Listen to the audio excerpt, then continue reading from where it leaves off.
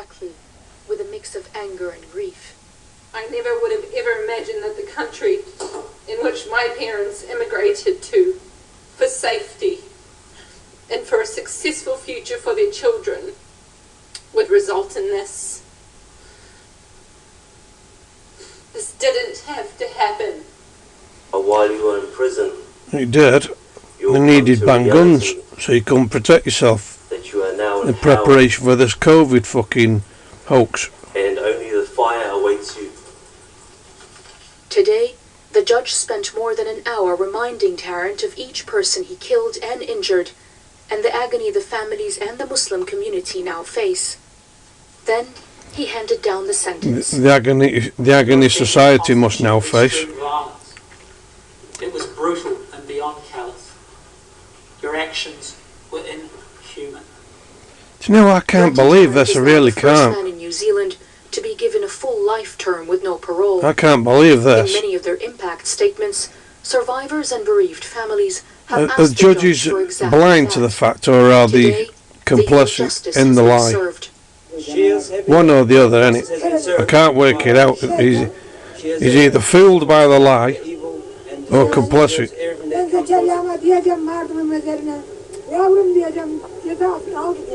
When I go back to Turkey, I am going to go to my son's. Because I really still can't believe, He is jailed for life sentence. from what I witnessed from the original footage, also welcomed the court's decision. that it was real. This has been a crime in New Zealand that has never, the likes of which has never occurred before. And now we've seen a sentence the likes of which we've never seen before as well. I can't stand this woman's face, I really can't. To know that She's a traitor, sucks the arse of the globalists. The sentencing ends one of the highest profile cases in New Zealand. But March the 15th, 2019, will go down as a dark day. Well, at least they got the end result, didn't the government? The trauma and the tragic loss will stay Which with was the desired outcome anyway, ban the guns. Shaima Khalil, Like I've said News, before, Sydney.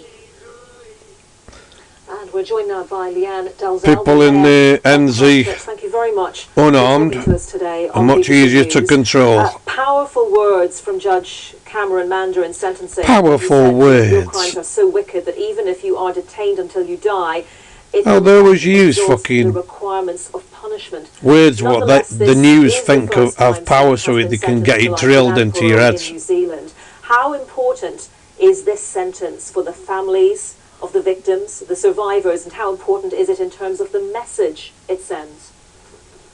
I think it's extremely important. I think we all felt a sense of relief that the life imprisonment sentence that we were expecting was accompanied by the statement that it would be without parole. It has relieved all of those families of ever having to confront a parole board and having to describe why somebody should never ever be allowed to essentially live freely in our community in any way, shape or form. He has denied himself of that, and I just want to pay tribute to each and every one of those family members who had the courage to stand. I am relieved he will never and see the light of day. Not the status of victim, Do you but send her at the Arden?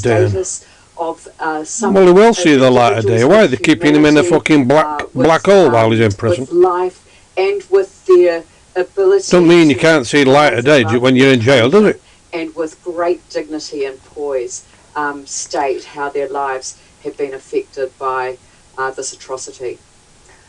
I heard one relative say that Tarrant had not achieved his aims. He had not sown division with these murders. If it was true, he would have in the community of Christchurch and achieved his aim, wouldn't he? more broadly. And when Jacinda Well, the Ardern news is talked about actually more true. needing to be done He had not to achieved stop his aim radicalisation in New Zealand, what do you because think no is happening fucker on got a killed. practical level?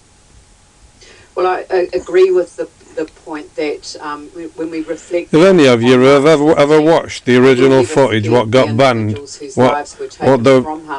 we got threatened with 10 years if we ever share the video again. In such, just watch the video.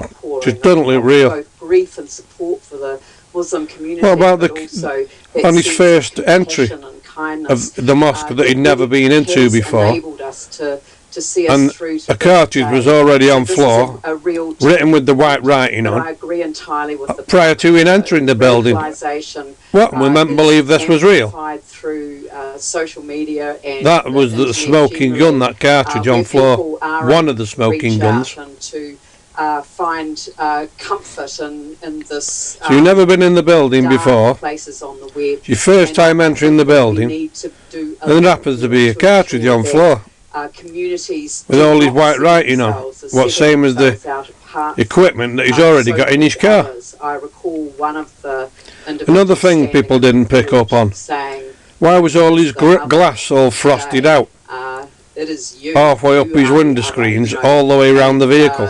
I I've think noticed that no one we picked have up on to that, do but a it's lot clearly more to visible. ensure that as a wider community, there is no place for hate. There is no place for othering just because of people's circumstances of their birth, where they're from, the religion they practice. The marksman in red, all of these reasons giving him are the not signals of reasons where to go. Red clothing. to hold hateful views. The man that to never dropped to fear, the floor after taking what, multiple rounds. people would do to disrupt your own narrow view of what The shoes left on the sidewalk, which is usual, typical at every fucking event. Leanne Dalzell, Mayor of Christchurch, once again, thank you very much for your time today. The mosque opened the day after. Now, Hurricane Laura, a Category 4 The list goes on. The Gulf of Mexico premise of the scheme doesn't work. Yes, that £13 a day figure. So somebody who has tested positive for coronavirus would get £130 because they have to stay at home for 10 days. Somebody who lives with them or has come into close contact with them would get £182 because they have to stay at home for a bit longer, for 14 days. So as you said, the idea behind this is to try and make sure that people do actually do that self-isolation.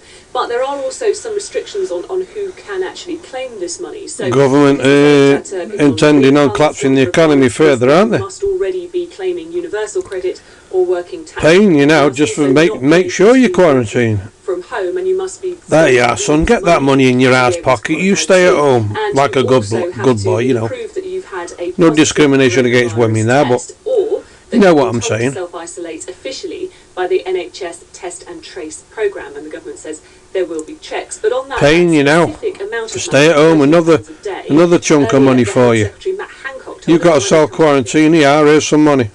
It's set at the level of statutory sick pay in order Matt fucking Handcock. to make sure that people don't lose out from doing the right thing. Got the right fucking name. He is a fucking cock. Oldham and Pendle and complete fucking bellend. In the first instance, these are the areas of the country where the rates are the highest, and we have the. You're highest looking at an evil fucking traitor there. The strongest local lockdown. Knows full well that this COVID is we'll roll that out bullshit. from next week.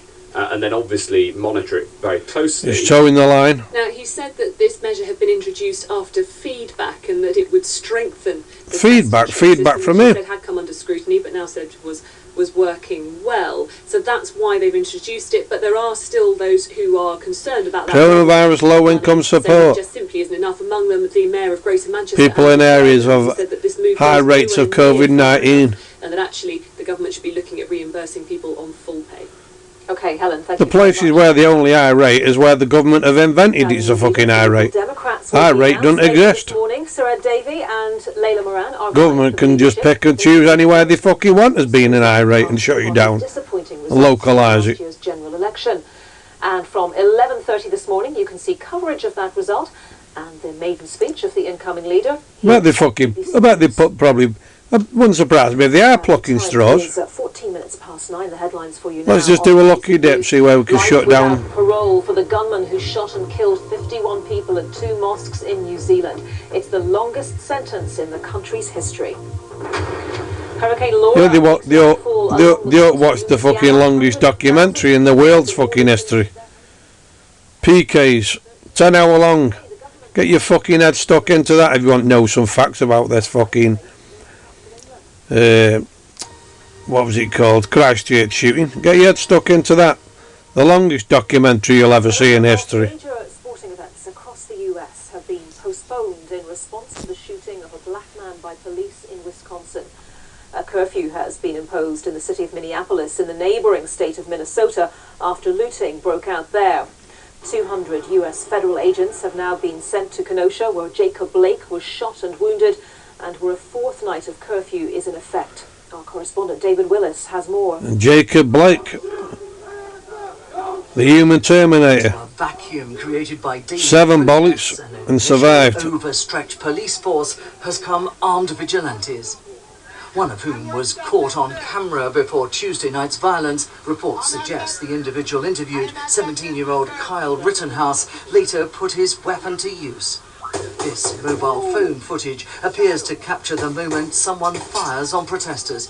Can't fucking fault them. Can't fault them. If you want to be a fucking scumbag and start looting and smashing places up, destroying people's livelihoods, you deserve the fucking bullet.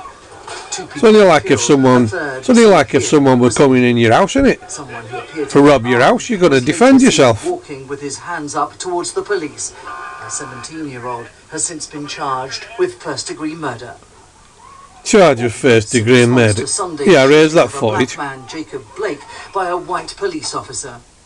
Officials say the officer Don't show you much of it though, do they? fired 7 times into Mr. Blake's back after being called upon to investigate a domestic dispute.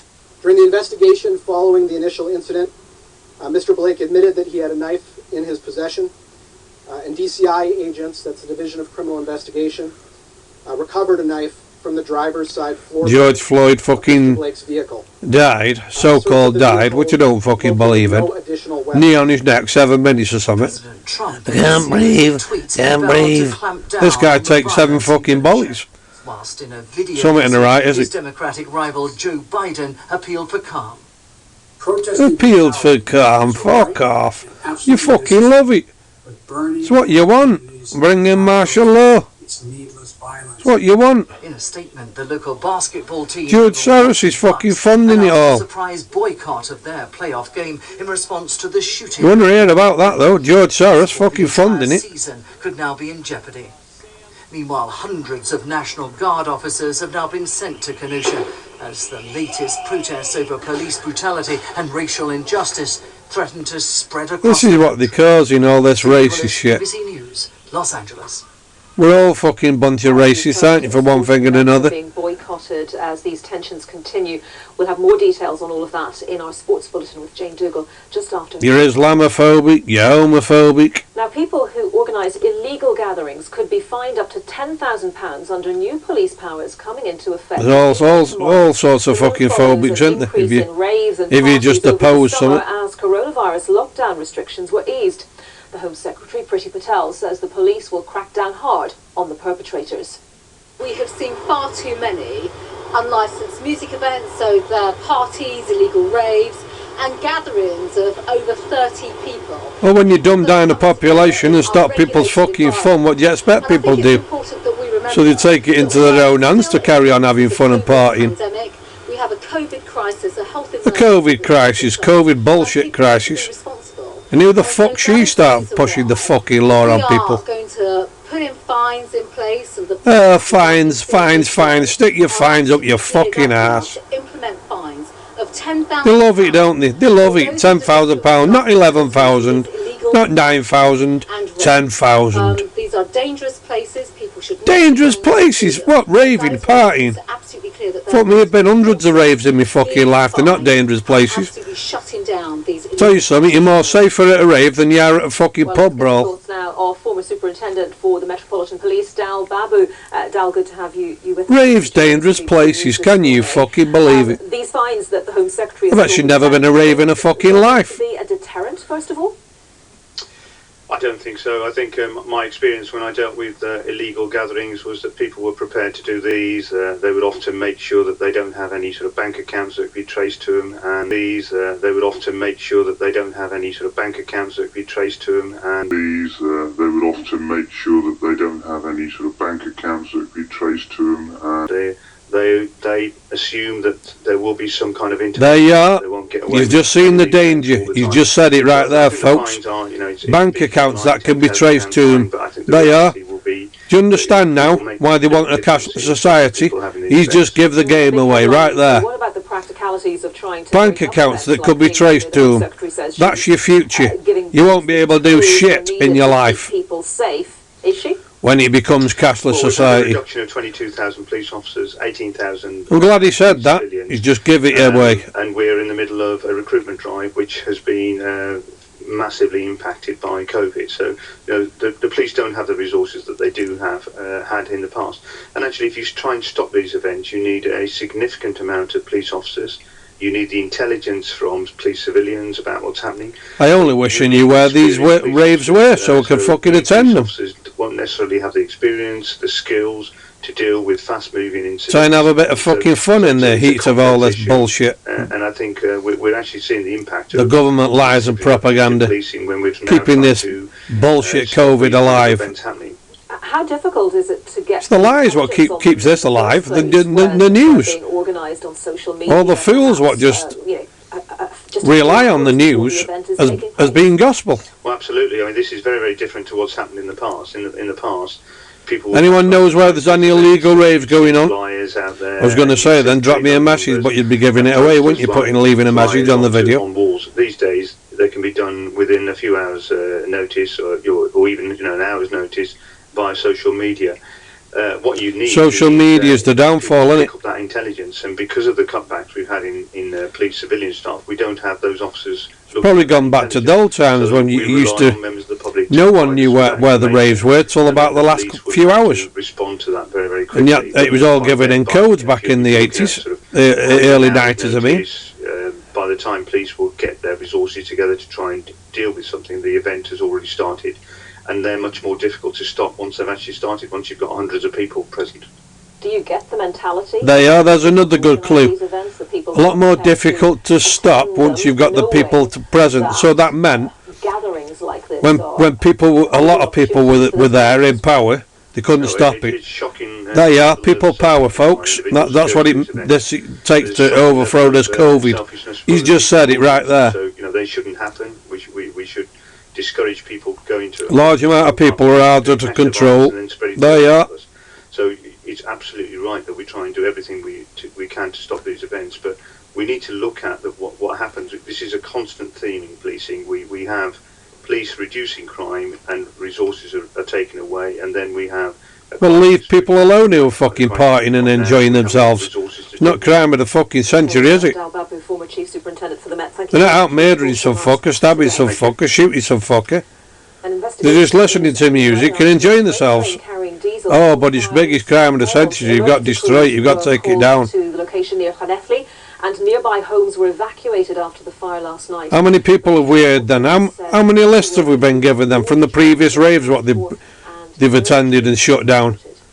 How many people have they told us who've contracted fucking COVID and dropped dead then? Have they given us any lists from all the other raves that they've shut down? If they're so dangerous what they're telling us? Zero. So dangerous, but you're not told that anybody's died from a rave due to COVID. Because it's bullshit.